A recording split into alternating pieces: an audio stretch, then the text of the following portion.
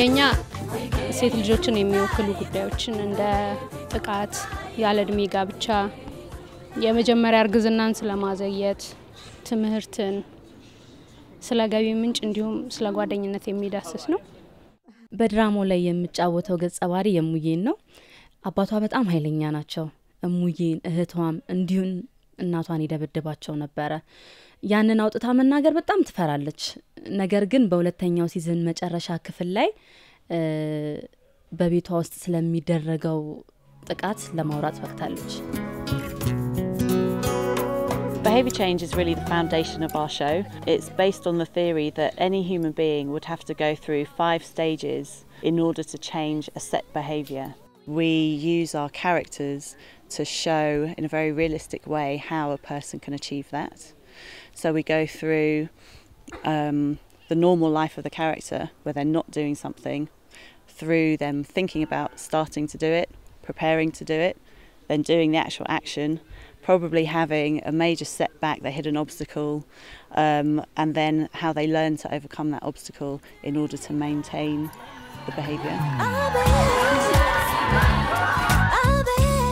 Entertainment is really important to the strategy of Yegna because we use it sort of like a Trojan horse. That's why we have music in every episode of the show. The Yegna girls actually perform for real as a band. We do things like that because we know we've got behaviour change woven into the fabric of the product. But if we can really appeal to our audience's kind of hearts and minds and we can get them to trust us, to like us, we know they're going to be much more receptive to what we have to say, which is really getting people to think and act differently about girls and for girls to do that. You know, within themselves.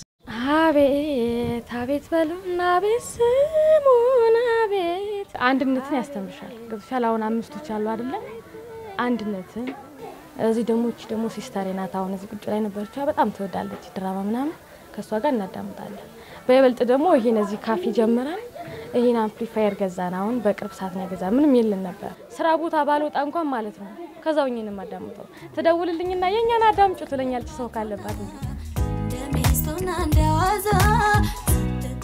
ከያንዳንዱ ጋር እየገባሽ ያለባቸውን ችግሮች ደስታቸውን መከፋታቸውን ህይወታቸውን ከቤተሰባቸው ጋር ያለውን ግንኙነት ከወንድም ካክስት ካጠቃላይ ከኮሚኒቲው ጋር ደግሞ ያላቸውን ግንኙነት እንዳውቅ አድርጎኛል Today we're out in a rural community in the Amhara region and we've come out here today to speak to a number of girls who've got experience of child marriage. We're with the Cool Writing team and we're going to speak to those girls about this issue because it's a key part of our drama. ሊድሩ ሲሉ አልነገሩኝም ከዚያ ወንድሜ አብሮ ነው የሚደር ከኔ ጋራ እኔም ፈልገው ትምርት ነው ተምሬው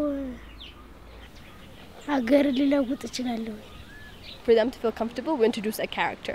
So through that, answering those questions based on that character, we ask them, if you were in this character's shoes, what would you do? Or how would you go about this situation? So we introduce different scenarios with those characters. And the girls feel really enthusiastic about answering those questions because there's a creative element to it, but also they're telling their own stories or their friends' stories. ገጠር እና በጣም ሩቅ የሚባል አካባቢ ተወልጄ ነው ያደግኩት አራት እህቶች ሲዳሩ ትዝ ይለኛል ስለዚህ ማንኛውም ለሴት ልጅ የምሰራው ስራ ለእህቶች እንደሰራው ነው መቆጥረው Once we've identified our behaviour change goals and researched them in the field, we then come back to Addis and we plot them into a big spreadsheet which we call the behaviour change grid. We then put in lots and lots of really entertaining stories which becomes our storyline and then the individual script writing begins.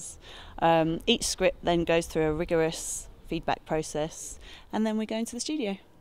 Usually the girls we talk to don't have role models in the places that they live at, so the drama provides them those role models to look up to. Their voices are being heard by many people and they themselves feel that they're hearing their stories again. The entertainment part adds the fun, it adds the little magical parts that they're missing in their daily lives.